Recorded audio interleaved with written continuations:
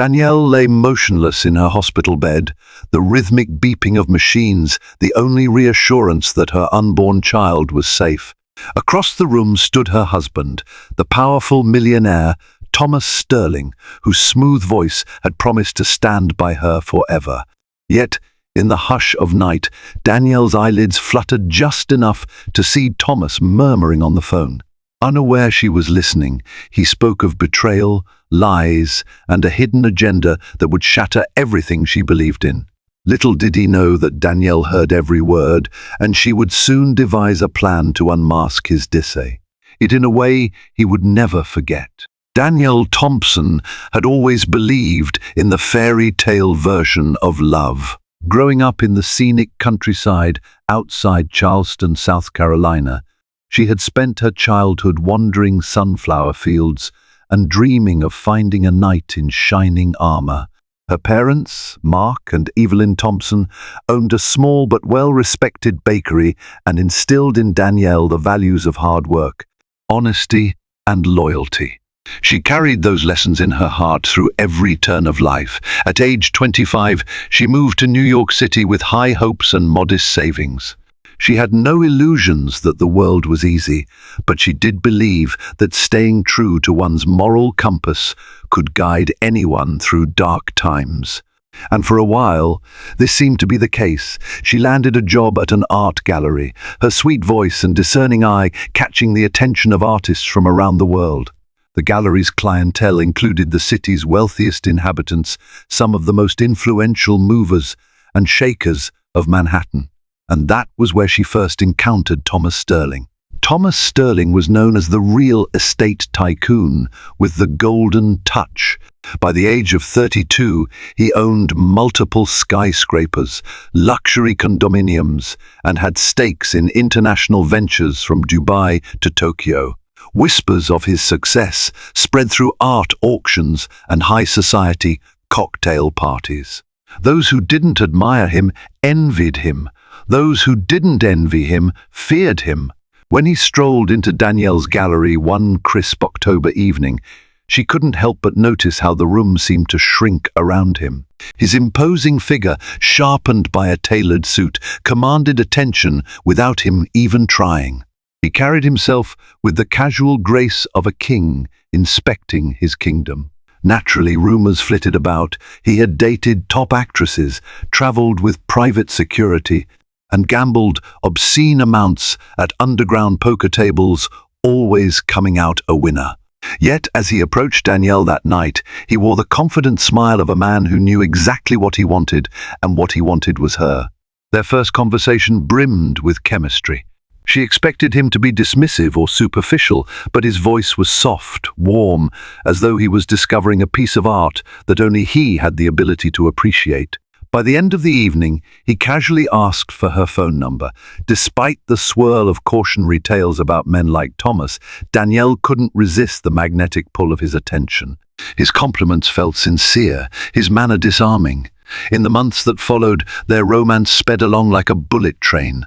Lavish dinners at Michelin-starred restaurants, weekend getaways in the Hamptons, and front-row seats at charity galas, Thomas transformed Danielle's modest city life into something resembling a modern-day Cinderella story. She found herself starry-eyed, enamored not just by the opulence, but by the seemingly gentle heart behind Thomas's steely exterior. Yet even in that glow, small flickers of concern nagged at Danielle. She overheard hushed phone calls where Thomas's tone shifted to an unsettling coldness.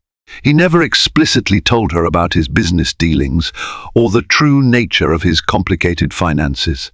Occasionally, the mention of a woman named Julia Parker came up, a name that he quickly dismissed as an old friend. Still, Danielle, both confident and trusting, brushed aside those concerns. After all, love was about trust, wasn't it? It wasn't long before Thomas proposed, slipping a diamond ring onto Danielle's finger that practically screamed for paparazzi attention. Everyone who knew Danielle called it a real-life fairy tale, and in that moment, she believed it was. Long before Manhattan's dazzling lights and her introduction to Thomas Sterling, Danielle had lived a life grounded in humble aspirations. At 17, she dreamed of becoming a painter, someone whose work could move hearts and inspire the human soul. She would stay up late in her bedroom, sketching her future on canvases that absorbed her hopes and fears. After moving to the city, she tried to attend the Pratt Institute for a formal education in fine arts, but the tuition fees were beyond her reach. Instead, she worked multiple part-time jobs, waiting tables at a small Italian bistro, guiding tourists at a local museum, and eventually landing at the art gallery that changed her life. Throughout those early years, Danielle also developed a quiet resilience. Life in New York was never simple, and she encountered more than her fair share of rejection and heartbreak. A brief relationship with a fellow artist ended when he abandoned her for a European tour. The rent soared every year, forcing her to live in cramped apartments with paper-thin walls. But she never lost that spark of determination in her eyes. Each disappointment served as a stepping stone. Every closed door reminded her to push harder. It was during this period that she met an older mentor, Dr. Robert Jenkins, a professor at a local community college, who recognized Danielle's knack for storytelling through art. He offered her free auditing opportunities in his classes, explaining that formal education wasn't the only path. Raw passion was often more important. He encouraged her to channel her love of color and form in any setting. The sessions they spent together over coffee and discounted art supplies helped Danielle forge an identity that was true and confident. Despite her struggles, Danielle remained ever the optimist. She volunteered at a women's shelter every other weekend, helping survivors of domestic abuse express themselves through sketching and painting. It was there she learned the true meaning of emotional strength and the complexity of real-world relationships. So when Thomas Sterling waltzed into her life and expressed admiration for her artistic sensibilities, it felt like a vindication of her years of perseverance. Here was a man who not only recognized her talent, but was willing to support her dreams in ways no one else had. He connected her to influential art collectors and introduced her to philanthropic circles that funded community art programs for underprivileged youth. At times, Danielle had to pinch herself to believe that this was really happening. Was she finally living the life she had always fantasized about in those late-night sketching sessions? Yes, there were shadows. She noticed them in the distance, creeping behind Thomas's overly polished stories. But she told herself she was strong enough to handle any truth that emerged. After all, she had faced hardships before. This time she had love on her side, didn't she? Outside the swirl of Manhattan's glitz, Danielle's parents, Mark and Evelyn, offered measured support. They saw how happy she appeared, but couldn't help worrying that it was all happening too fast. Her mother voiced concerns that Danielle dismissed with a gentle laugh. "Mum, trust me, he's amazing. Wait until you meet him." Her father quietly nodded but reserved judgment. It was a significant leap from small-town bakery to high society, and Mark wanted to see how this fairy tale would hold up over time. Their wedding date was set. Without delay, Danielle began planning a modest yet elegant ceremony at a stately church on the Upper East Side. She wore the gown of her dreams, courtesy of a famous designer Thomas befriended during a gala. Friends and family flew in from South Carolina to witness what everyone assumed was the start of a blissful life together. And in the background, Thomas's phone rarely stopped buzzing with business calls and text messages that he insisted were unavoidable. Little did Danielle know that the seeds of deception had already been planted. The wedding took place on a breezy June afternoon, the kind of day that made Danielle believe the universe was smiling down on her. Clusters of lavender roses adorned the pews, while an organist played gentle melodies echoing through the church's high ceilings. Danielle walked down the aisle, her heart pounding as she caught sight of Thomas in a fitted tuxedo. He looked regal, every bit the prince she had allowed herself to hope for. Their vows were exchanged in front of nearly 200 guests, including city dignitaries, socialites, and a sprinkling of close friends from Danielle's quieter world. Everyone who spoke that day talked about the couple's magnetic connection. Thomas's best man, a suave investment banker named Daniel Wu, made a speech lauding Thomas's tenacity and generosity. Danielle's maid of honor, her childhood friend Sarah Greenfield, praised Danielle's big-hearted spirit.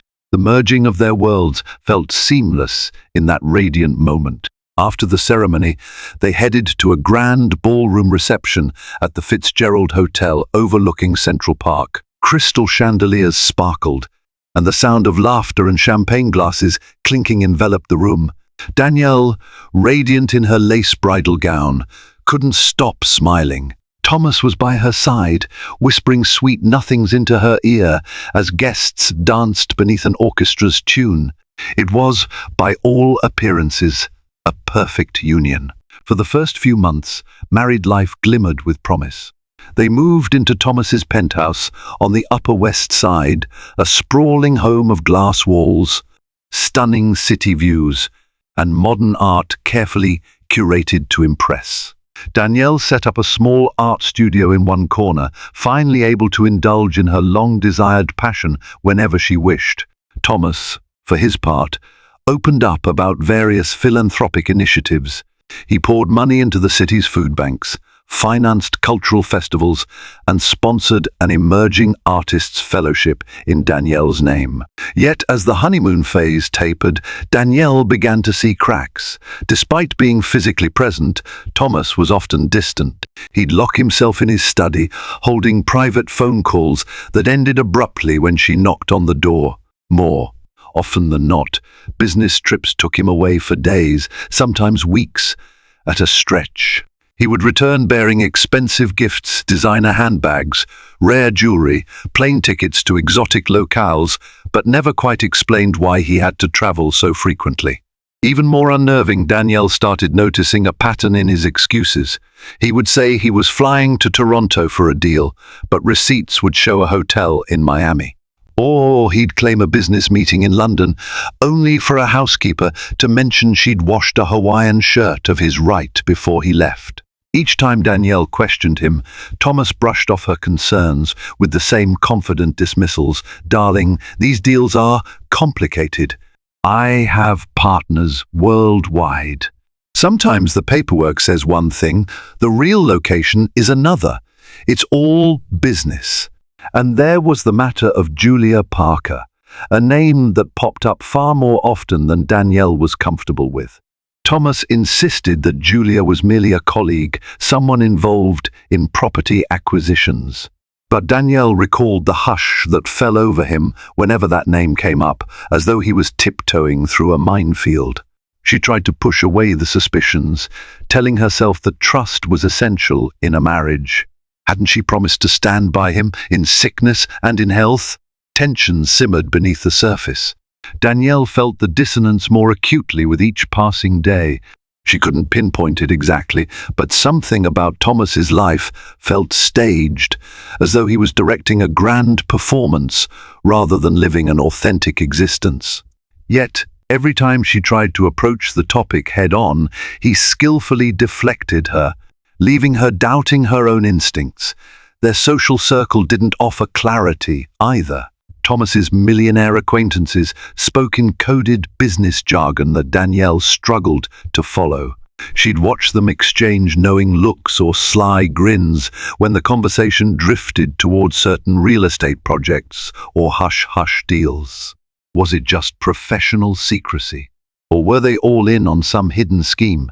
Despite these swirling uncertainties, the news that Danielle was pregnant arrived like a burst of sunshine. She discovered it on a chilly December morning, the faint pink lines on the test jolting her heart with equal parts excitement and anxiety. When she told Thomas, he seemed genuinely delighted, lifting her into a joyous embrace. For a moment, Danielle believed that perhaps all those secrets would fade into the background. A baby might bring them together in a way that dispelled the shadows lingering around their marriage. But life rarely follows such a neat narrative. Instead, it weaves complicated threads that can ensnare even the most hopeful hearts. Pregnancy changed everything. Danielle's once boundless energy was channeled into prenatal care and preparing for motherhood. She spent hours poring over baby name books, researching the best strollers, and envisioning a cozy nursery. Initially, Thomas played the role of supportive husband. He accompanied her to a few doctor's appointments, making sure she had the best obstetricians in the city. With his wealth, he could buy her any comfort she needed: ergonomic rocking chairs, top-of-the-line infant cribs, even a designer changing table that arrived in 3 separate shipping crates. Yet, as Danielle's belly grew, so did the distance between them. Thomas's late-night phone calls became more frequent. His apologies for missing dinner morphed from somewhat plausible explanations to vague and half-hearted excuses.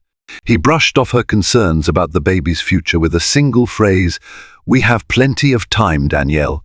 Let me handle the financials."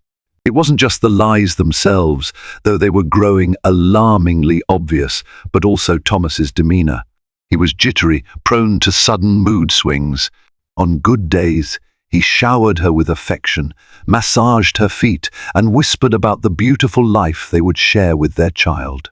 On bad days, he'd snap at her unprovoked, vanish for hours, and return with a forced smile that did nothing to hide the tension in his eyes.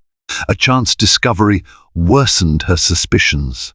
While tidying up his office one afternoon, Danielle found a crumpled piece of paper with a note scrawled in hurried handwriting: "Meeting at the Grand Regent, Suite 2204, 8 p.m. She recognized the date just 2 days prior, when Thomas had told her he was in Boston on a day trip.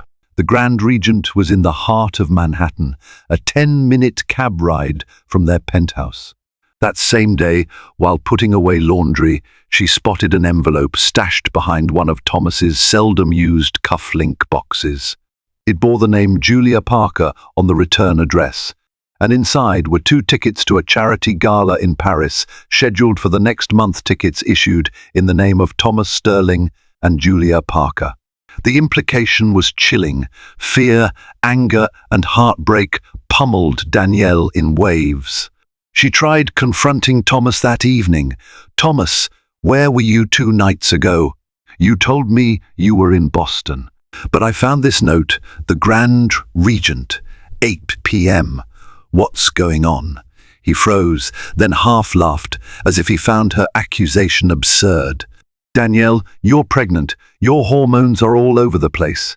You probably misread something. Trust me, I have no idea what that note is about." His eyes narrowed as he added, "And as for Julia Parker, I've told you before, she's a colleague. We work together on complicated transactions. Sometimes we attend events side by side, nothing more." His dismissive tone cut deeper than any explanation could have. Whether it was betrayal or just secrecy, Danielle knew something was fundamentally wrong. The man she married, the one she had thought was her prince, was weaving a web of lies around her. She also knew that confronting him head-on wasn't likely to yield answers. Thomas was too cunning, too adept at misdirection. Though unsure of her next steps, Danielle resolved one thing: she wouldn't be played for a fool. She carried precious life inside her, and she would protect her child no matter what it took. So she decided to stay vigilant, to gather more information. Eventually, the truth would emerge, she was sure of that. And on the night she discovered Thomas's ultimate deception, she realized she was about to face the biggest fight of her life. It happened on a Wednesday night, in late spring, around her 6th month of pregnancy. Danielle had been feeling faint spells for several days, and the obstetrician advised her to take it easy. She tried to rest, but persistent headaches and a nagging sense of dread made it impossible.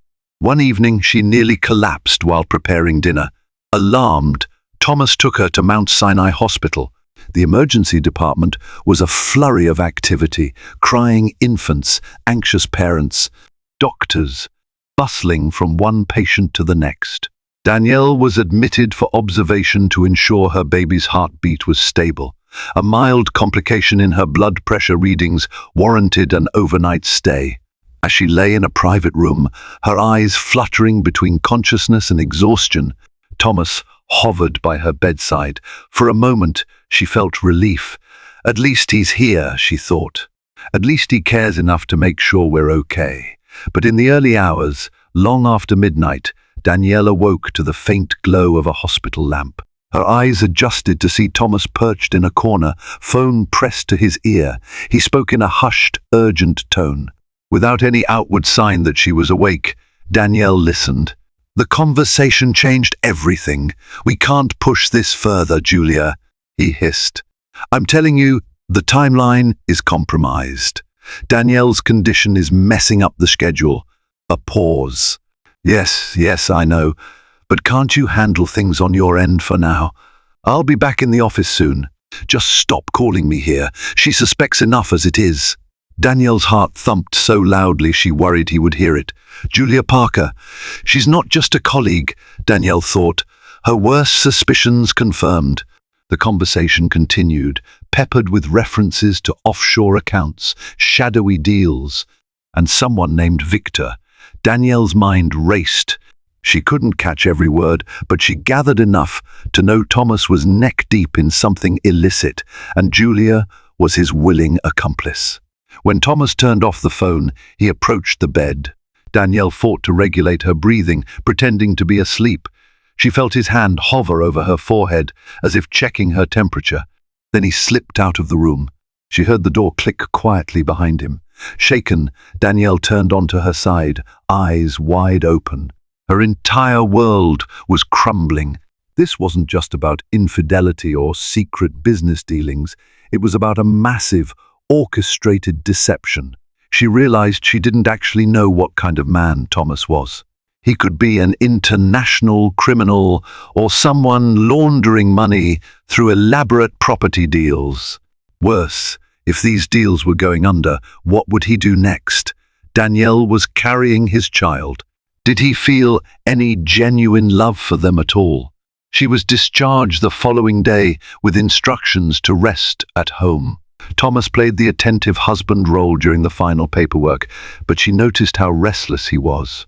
The phone never left his hand, and he was visibly relieved once they left the hospital. He escorted her into a car, said a quick goodbye, and told her he had urgent business to handle.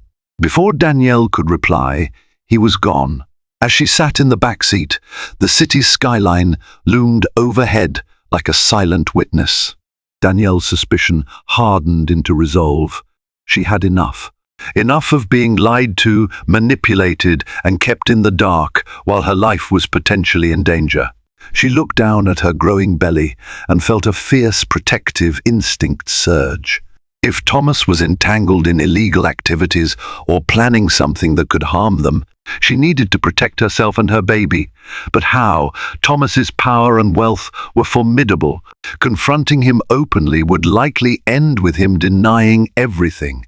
She needed a strategy that would force the truth out of him, leaving no room for cunning denials. And so, the seeds of a plan began to form in her mind, a scheme that would require her to be more cunning than she ever believed possible. Returning to the penthouse felt like stepping onto a stage set for a one-woman show. Danielle paced from room to room, imagining the secrets hidden in plain sight.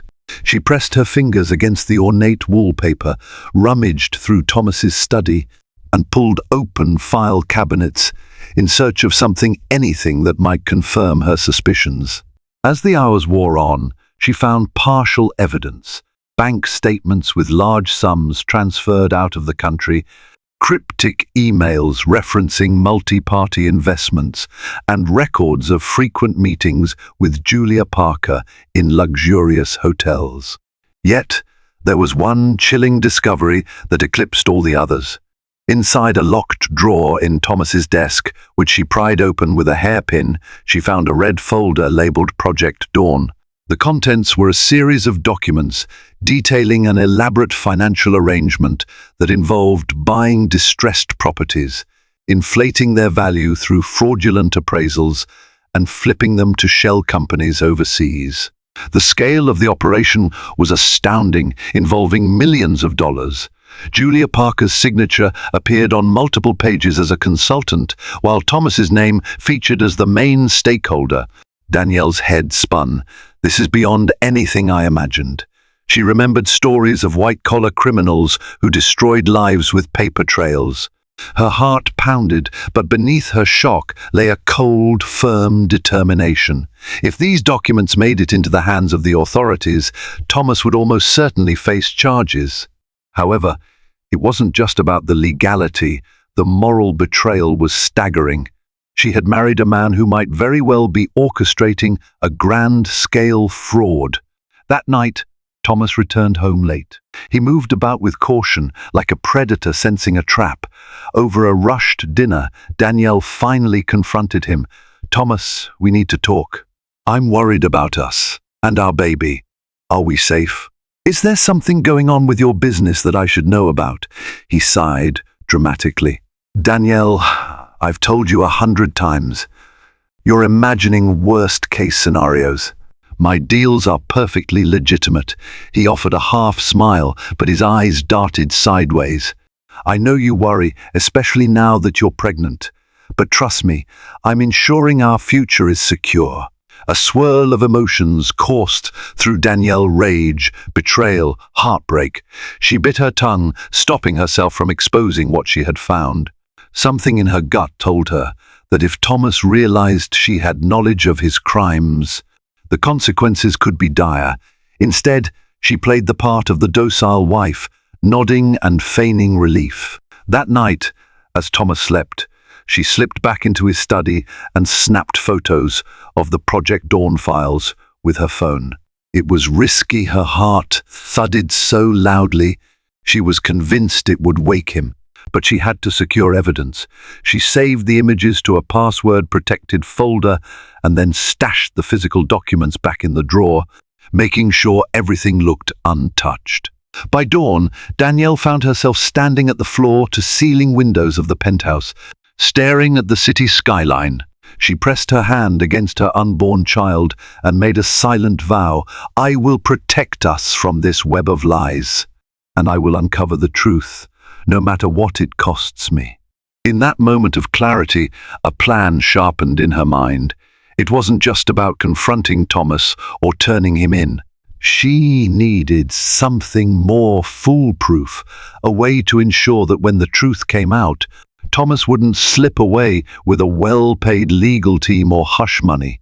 She recalled the conversation she overheard in the hospital, how Thomas had been reckless in admitting certain details. A faint idea sparked. What if she recorded his confession, gathered enough evidence to force him to face the law without any escape? Her father's old advice echoed in her mind. "Danielle, people can't wriggle free of their own words. That's how you hold them accountable." She smiled sadly at the memory, recalling a time when life was simpler and moral absolutes were easier to uphold. Now, however, she was about to step into a world of deception more complex than any dream or nightmare she had imagined. Confronting a millionaire husband with near limitless resources was no small task. Danielle realized she needed more than just stealthily snapped photos or partial recordings. She needed a scenario so controlled and dramatic that Thomas's own words would condemn him. But how to ensure he spoke freely, how to trap him into revealing enough to make him legally vulnerable. She mulled over various scenarios: secret microphones, private investigators, a well-timed ambush. Then she remembered an old story her friend Sarah once told her. A high-profile family feud ended when one spouse pretended to suffer a mental breakdown, prompting the other to let their guard down and speak openly. Inspired by this, Danielle began piecing together her grand ruse. Her performance would be threefold. First, She would stage an emotional collapse, planting doubts about her mental and emotional stability. Second, she would leverage Thomas's guilt to coerce him into a confession, ideally in a place she could control. Lastly, she would ensure the entire ordeal was documented. If she had to feign madness for him to let his secrets slip, so be it. The next morning, she made arrangements. First, she reached out to Sarah and confided in her about the deception, though she kept the specifics vague. Sarah would be her ally, someone who could vouch for her state of mind if things spiraled out of control. Next, Danielle contacted a lawyer friend from her gallery days, Julia Barnes, not to be confused with Julia Parker, who specialized in family law. Without divulging too much, she mentioned the possibility of needing legal counsel for a serious marital dispute. Barnes promised to keep her schedule flexible. To start the breakdown performance, Danielle stopped going to her prenatal yoga sessions and cancelled her usual lunch dates. She wore the same oversized sweater for days, let her hair go unwashed, and refused to leave the penthouse, claiming overwhelming anxiety. When Thomas came home, she greeted him with teary eyes and nonsensical mutterings about nightmares, and an unshakable fear that something was coming for them. She even let a few dinner plates slip from her hands, shattering on the floor actions that were partly fueled by genuine stress but amplified for effect. Thomas grew visibly concerned. No matter how distant he'd been, he wanted to maintain the facade of a supportive husband.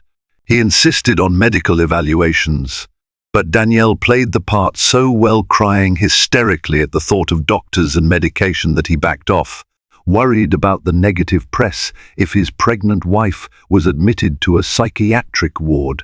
He needed to focus on Project Dawn after all, and a major scandal would undermine his deals. "I'm just so scared, Thomas," she would sob. "I can't sleep, can't eat, I feel haunted."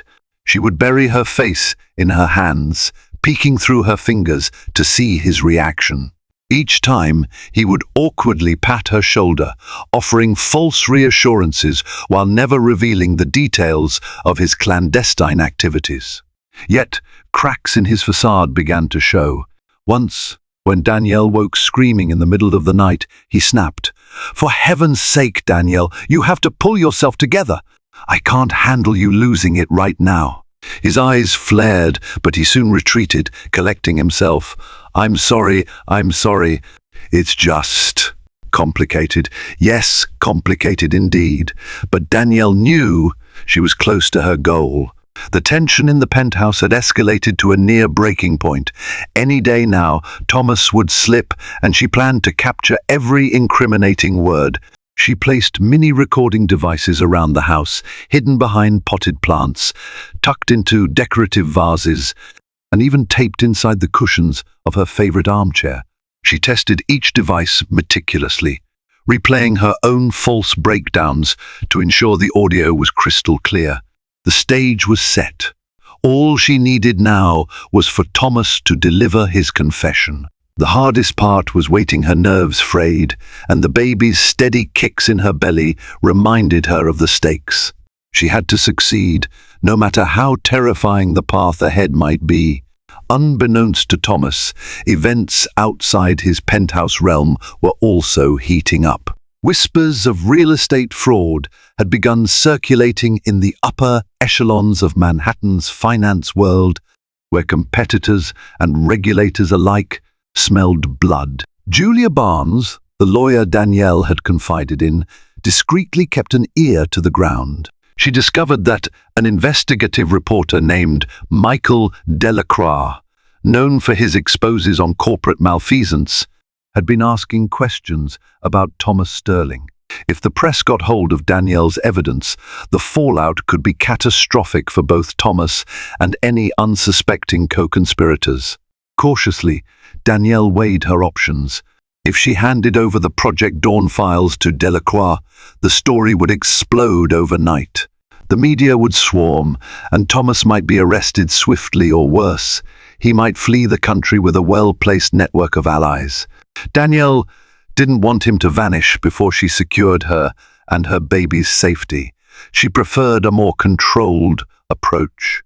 In the background, Julia Barnes laid down a legal groundwork. She prepared potential restraining orders in case Thomas turned violent or attempted to coerce Danielle into silence.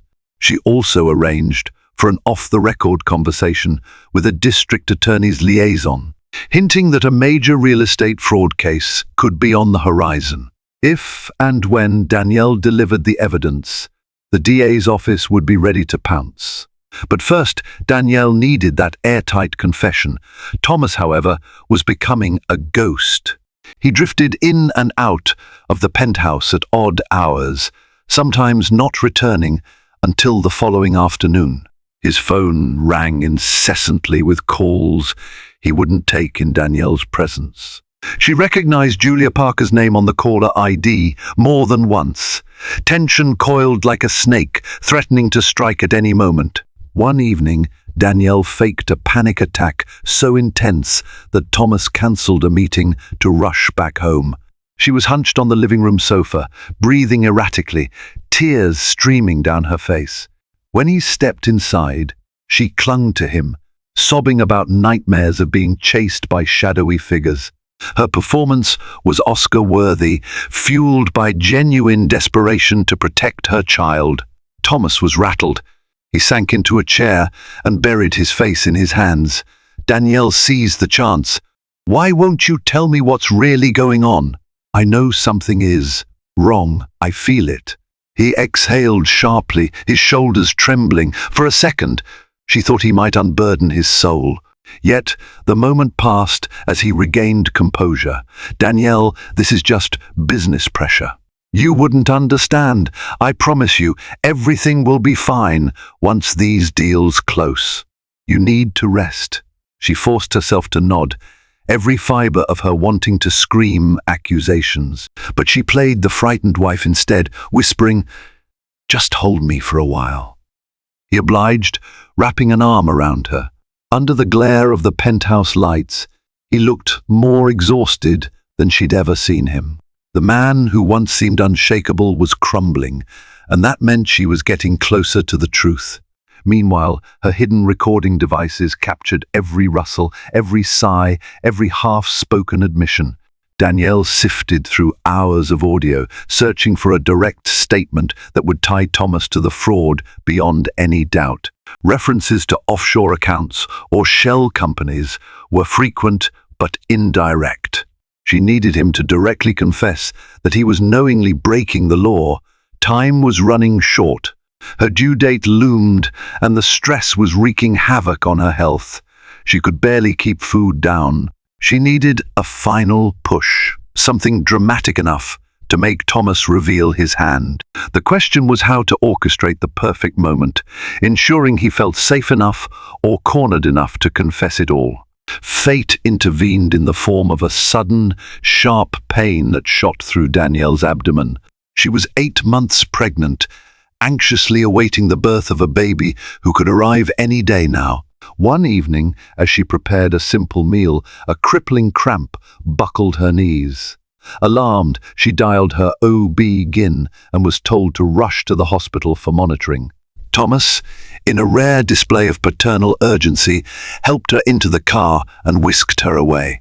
At the hospital, the medical staff performed an ultrasound. Fortunately, the baby was fine, but the doctor recommended an overnight stay to observe Danielle's blood pressure and contraction patterns. Thomas stayed by her side, pacing the corridor while the machines beeped in the background. Around midnight, a nurse named Jennifer Green, a name known for her expertise in high-risk pregnancies at Mount Sinai, entered to check Danielle's vitals. She mentioned quietly that stress could exacerbate Danielle's symptoms, urging Thomas to help her remain calm. As the clock ticked closer to dawn, Danielle feigned another emotional breakdown. She clutched her stomach, sobbing about the baby's safety, her own guilt at being a terrible wife, and the suffocating fear that everything was falling apart. Thomas, already exhausted, sat on a stool near the bed, burying his face in his hands. Why? Why do we keep suffering like this? Danielle managed between sobs. I know there's more going on than just business deals. A fresh wave of tears fell. Please, Thomas. I need you to be honest with me. Thomas rocked back, his eyes bloodshot from lack of sleep. He exhaled heavily. Danielle, I never wanted you to get dragged into this. You were supposed to have a perfect life. His voice cracked as he mumbled, I made some moves, bad ones. But it's too late to back out now. Heartbeat thundering in her ears, Danielle gently reached under her blanket, making sure the small recording device was active. She forced her voice to stay calm. Why? I can't handle living with these secrets. Tell me what you did, Thomas. If you trust me at all, just say it. Desperation shone in his eyes. Words tumbled out in halting confessions. Project Dawn. It was supposed to be a one-time thing. But Julia and I, we expanded. Flipped properties, forged documents, laundered money to pay off debts. We manipulated prices, bribed appraisers. I thought it was the only way to keep everything afloat. Danielle's pulse soared. She blinked away tears, simultaneously listening to the golden words that would seal his fate. How long? She whispered. Thomas shook his head, visibly unraveling. Years. Started even before we got married. I didn't know how to stop. We're in too deep. Julia threatened to expose me if I bailed. We'll both be ruined if this comes out. For a moment, silence blanketed the room, broken only by the steady beep of the fetal monitor. Danielle's tears flowed freely now, both from heartbreak and the knowledge that she finally had the proof she needed. She inched her hand out to squeeze his. With a trembling voice, she said, "We can still find a way out. We can make this right." She didn't specify how. The lie hung in the air like a lifeline Thomas desperately wanted to believe in. He leaned over the hospital bed, burying his face in her hair. "I'm so sorry," he whispered. "I never wanted this for you or the baby. I was just so greedy, so stupid." She gently pulled him in, her free hand covering the lump under her blanket where the recording device lay, capturing every last syllable. Danielle had never felt more conflicted. Her heart ached, yet a fierce sense of triumph burned in her veins. Because after that night, there would be no turning back. Thomas Sterling's confession was sealed. Danielle was discharged the next day, both relieved and burdened by her newfound power.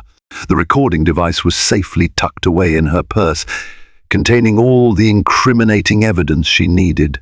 Thomas was uncharacteristically gentle as he helped her into the car, so much so that she almost wanted to believe his apologies had been genuine. But she reminded herself of the bigger picture. Thomas might feel remorse, but it was overshadowed by years of deception and criminal activity. At home, the tension between them simmered quietly. Thomas hovered around her, asking if she needed pillows adjusted or a special diet, or anything else to ease her last month of pregnancy. Danielle forced polite smiles, feigning vulnerability. Part of her longed to forgive him. She had once loved him deeply, but a harsher part knew that any compassion could blind her to the immediate danger. She had to see this through.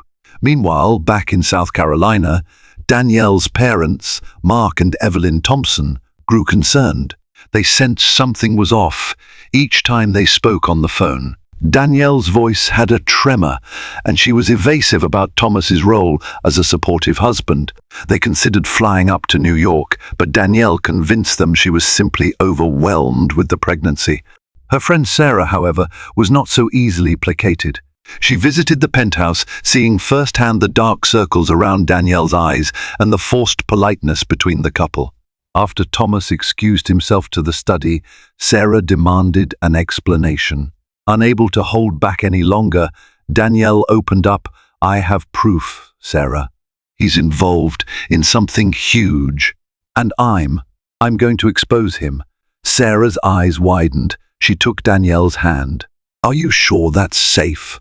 What if he—" "I know," Danielle interrupted, voice trembling. "But I can't live a lie anymore, and I won't let our baby be born into this nightmare. It has to end. Sarah nodded solemnly. I'm here for you, whatever you need. She paused, her face reflecting the fear they both felt. Just be careful. Later that evening, Danielle approached the next stage of her plan. She told Thomas she wanted to keep their marriage intact, that she was ready to stand by him, no matter what. She even suggested they talk to a counselor or a fixer who could help sort out the legal troubles quietly. He seemed surprised, but not entirely opposed. The weariness in his eyes spoke volumes. He was drained from carrying the burden of his crimes. Yet behind Danielle's reassuring words was a very different intention. She quietly reached out to Julia Barnes, providing her with the recorded audio. Barnes was both astonished and alarmed. It was even more incriminating than she expected. They decided that a legal confrontation was unavoidable. Barnes recommended they arrange a private meeting with the district attorney's liaison, possibly culminating in a sealed indictment and a carefully staged arrest to prevent Thomas from fleeing. The emotional cost weighed heavily on Danielle. Her nights were restless with nightmares of Thomas being handcuffed, of her child one day asking why their father wasn't around. But then she recalled the hospital confession, the look in his eyes as he admitted to forging documents, laundering money, and defrauding countless victims. For years, Thomas had lived a life of deceit and greed. She asked herself a question that offered a grim answer.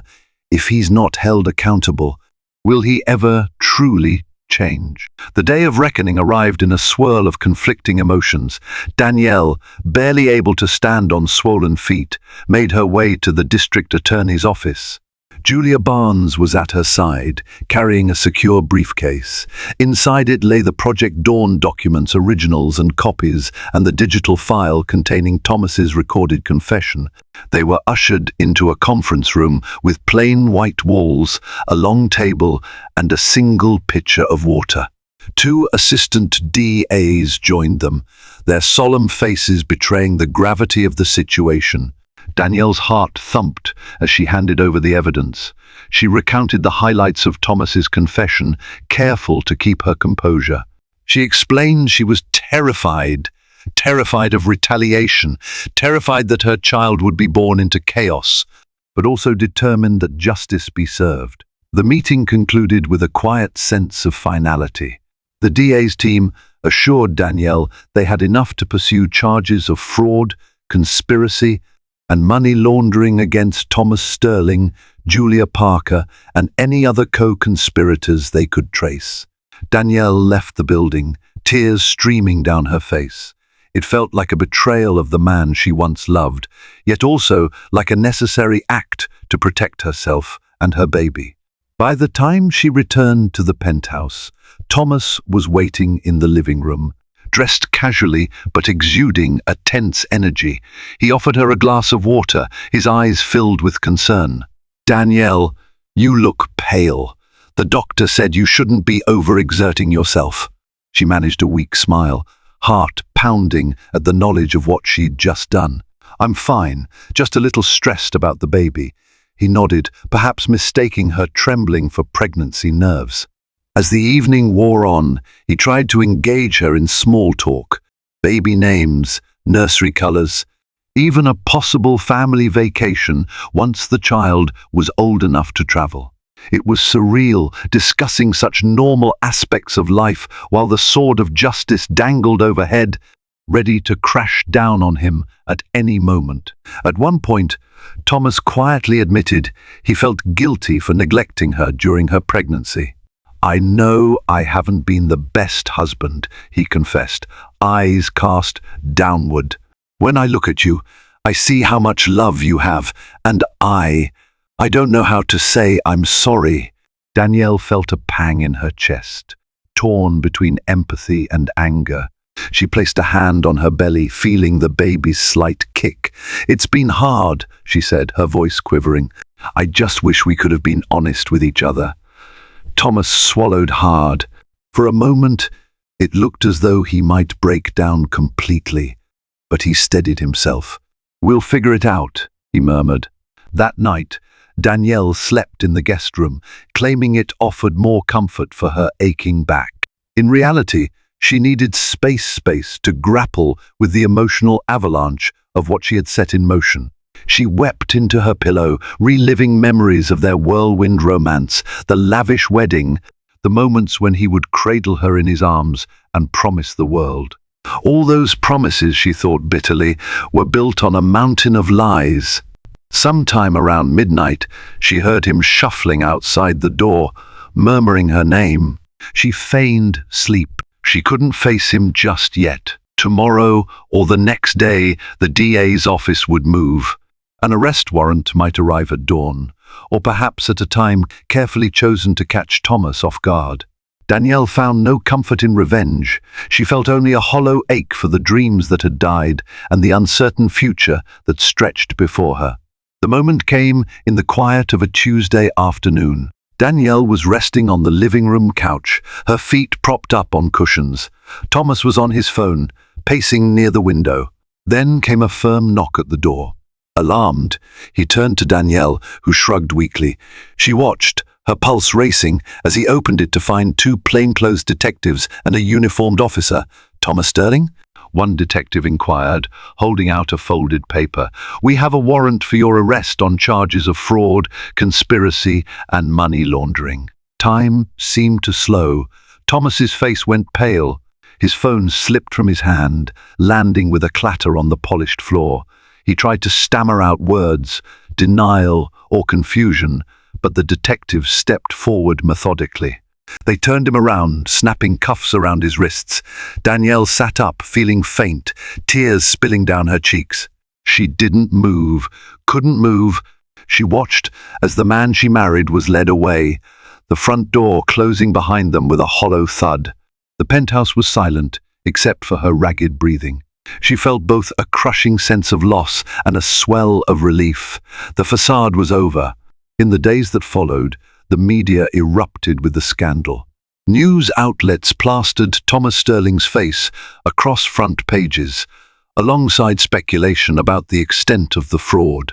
Julia Parker, too, was arrested attempting to board a flight to Europe.